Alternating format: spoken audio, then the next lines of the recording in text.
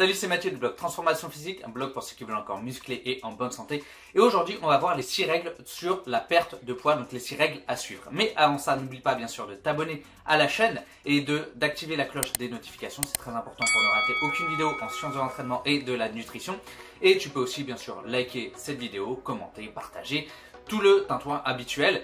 Et tu peux aller checker ces cadeaux dans la description, un programme de musculation ainsi qu'un e-book pour perdre du poids et prendre du muscle et un calculateur de taux de masse grasse. Allez, c'est parti.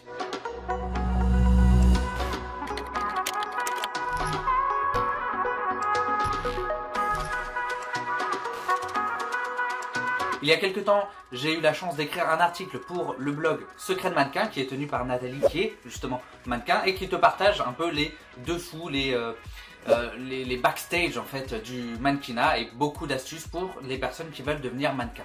Et je me suis dit que cet article devrait t'intéresser toi aussi, hein, il n'est pas dédié uniquement aux mannequins.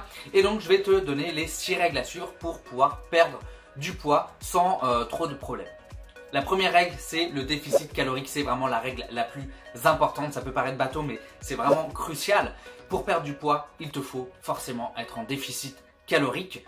Et j'adore l'image qui est utilisée dans le livre Les Secrets de la Sèche. D'ailleurs, je t'invite à aller voir la vidéo que j'ai faite sur Les Secrets de la Sèche. Et dedans, ils disent qu'il faut voir un peu le corps comme un compte en banque en fait. C'est-à-dire que si tu dépenses une tonne d'argent et qu'il y a peu d'argent qui rentre, ton compte il va fondre, tu vois, tu vas perdre ton épargne. Et inversement, si tu as beaucoup de rentrées d'argent et que tu es très peu dépensier, eh bien ton compte va grossir. Et c'est exactement la même chose avec le poids. C'est si tu dépenses beaucoup de calories et que tu manges pas beaucoup, et du coup ton apport calorique est inférieur à ta dépense calorique et dans ce cas-là, tu vas perdre du coup du poids. Et inversement, si tu manges, si tu apportes beaucoup plus de calories à ton corps que tu en dépenses, et bien dans ce cas-là, tu vas prendre du poids. Donc au final, que tu fasses diète cétogène, que tu fasses jeûne intermittent, que tu manges des légumes rouges les jours de pleine lune, en fait on s'en fout du moment que tu es en déficit calorique, eh bien tu vas perdre du poids. Alors bien sûr je te vois venir, c'est pas une raison pour faire n'importe quoi et pour complètement arrêter de manger. Je parle pas de faire un jeûne de 365 jours ici. Il faut bien sûr continuer de manger et faire un déficit calorique intelligent en fonction de son taux de masse grasse. Je t'invite à aller voir les vidéos dans la partie nutrition sur le sujet où je t'explique tout ça en détail. Je ne vais pas y revenir ici. Et ça nous amène justement à la règle numéro 2. Il faut préserver ta masse musculaire. Une erreur cruciale qui est faite quand on cherche à perdre du poids, c'est justement de vouloir perdre du poids. Et là, ça te paraît un peu bizarre, tu me prends un peu pour un fou.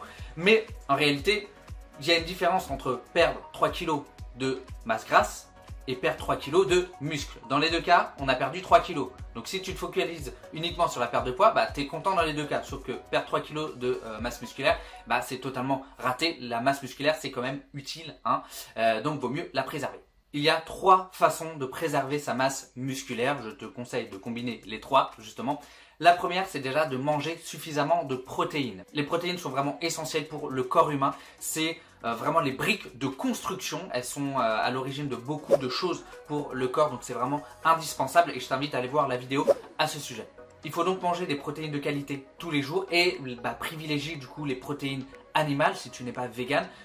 Tout simplement parce qu'elles sont de meilleure qualité que les protéines végétales. Elles sont plus complètes en termes d'acides aminés et il n'y a pas d'antinutriments qui vont empêcher, notamment comme l'acide phytique par exemple, qui va empêcher l'assimilation des protéines. La deuxième solution pour préserver ta masse musculaire pendant un déficit calorique, pendant une perte de poids, c'est tout simplement de limiter ce déficit calorique. Alors tout dépend bien sûr du contexte. Si tu as un taux de masse grasse qui est très important, dans ce cas-là, tu vas pouvoir avoir un déficit calorique qui va être plutôt important, tout simplement parce que tu as beaucoup de graisses qui vont te permettre de fournir de l'énergie et ton corps ira assez peu piocher dans la masse musculaire. Par contre, plus tu seras sec en fait, et plus tu devras être mesuré dans ton déficit calorique pour éviter justement d'aller piocher dans les muscles pour avoir de l'énergie plutôt que dans les graisses. Et enfin, la dernière solution, c'est tout simplement de solliciter tes muscles, tout simplement parce que c'est take it or lose it, grosso modo c'est soit tu les utilises, soit tu les perds. C'est énergivore la masse musculaire, sauf que si tu es en déficit calorique, tu manques d'énergie, ton corps il va voir que tu n'utilises pas tes muscles, donc il va se dire il les utilise pas, c'est qu'il n'en a pas besoin. Et donc, il va aller piocher dans ta masse musculaire. Alors que si tu les utilises, c'est que tu en as du coup une utilité et ça va permettre de les travailler et de préserver ta masse musculaire. Et cerise sur le gâteau, plus tu as une masse musculaire développée et plus tu vas brûler d'énergie au repos. Donc, c'est tout bénef. La troisième règle, c'est de manger pour perdre du poids. Alors ça te paraît bizarre peut-être dit comme ça, mais laisse-moi t'expliquer. On fait appel ici à la thermogénèse alimentaire. C'est-à-dire que lorsque tu manges, tu vas brûler des calories pour la digestion.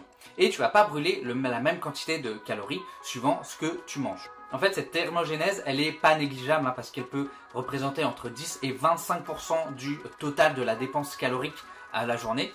Et 10% c'est si tu manges assez mal. Et rien qu'en fait en améliorant ta façon de manger, toutes choses étant égales par ailleurs, eh bien tu peux augmenter du coup ta dépense calorique en te dirigeant vers une alimentation plus tournée vers des aliments bruts non transformés. Alors je te parle pas ici des fameux aliments brûle-graisse que tu vois dans tous les magazines, ça n'existe absolument pas.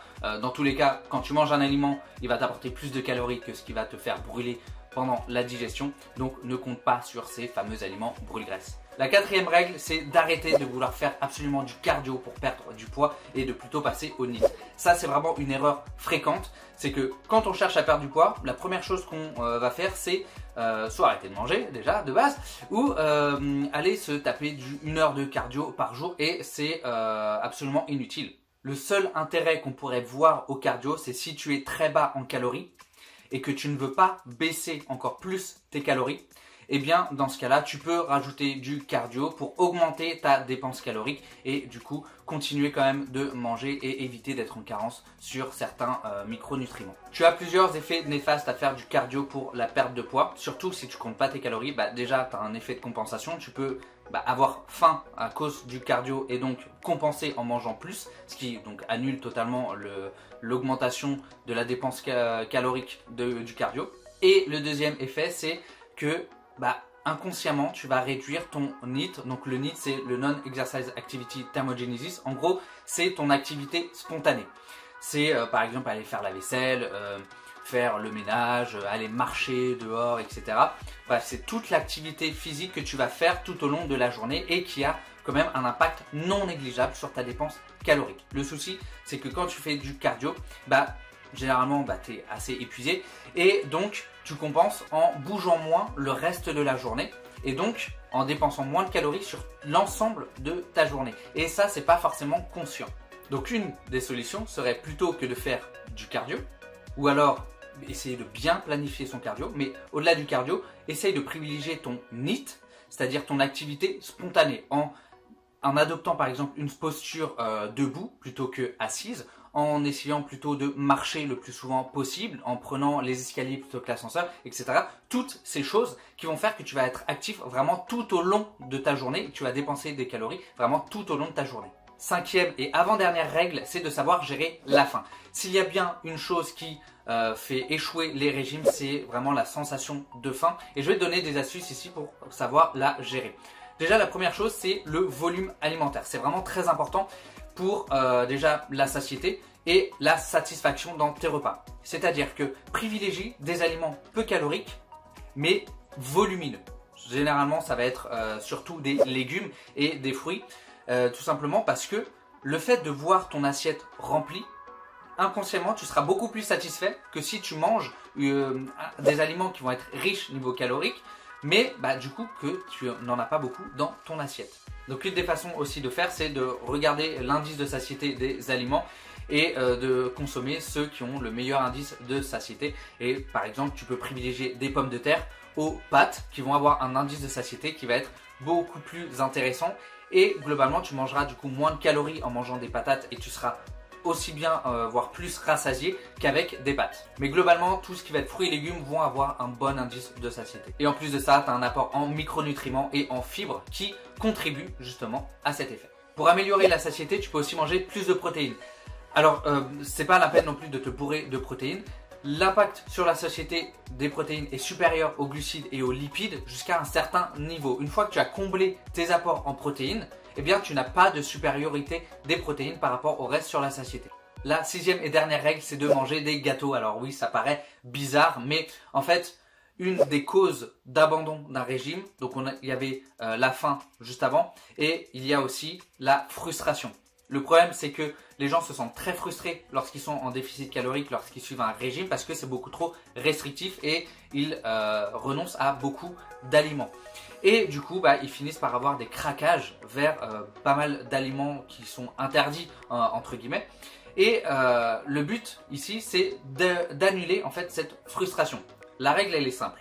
C'est si tu respectes les autres règles précédentes, les 5 autres règles précédentes, eh bien tu peux manger ce que tu veux. Tant que 80% de ton alimentation, elle est correcte, tu peux te donner 20% dans la journée d'alimentation qui vont être plutôt plaisir. Tout simplement parce que, oublie pas ce que je t'ai dit, tout ce qui compte c'est le déficit calorique. Donc si tu es en déficit calorique, que tu as les bons apports en macronutriments, que tu manges ce gâteau qui te fait tant plaisir, ça va rien changer tant que tu respectes toutes les règles précédentes. Donc autant te faire plaisir, autant te faire du bien au niveau de ton inconscient et d'enlever cette frustration plutôt que de te priver de ce truc-là qui va te pousser à craquer au bout d'un moment et à exploser ton total calorique. Voilà, j'espère que cette vidéo t'a plu. Si c'est le cas, n'hésite pas à t'abonner à la chaîne et à liker la vidéo. Bien sûr, laisse-moi un commentaire. Et puis moi, je te dis à la prochaine pour une autre vidéo. Allez, salut!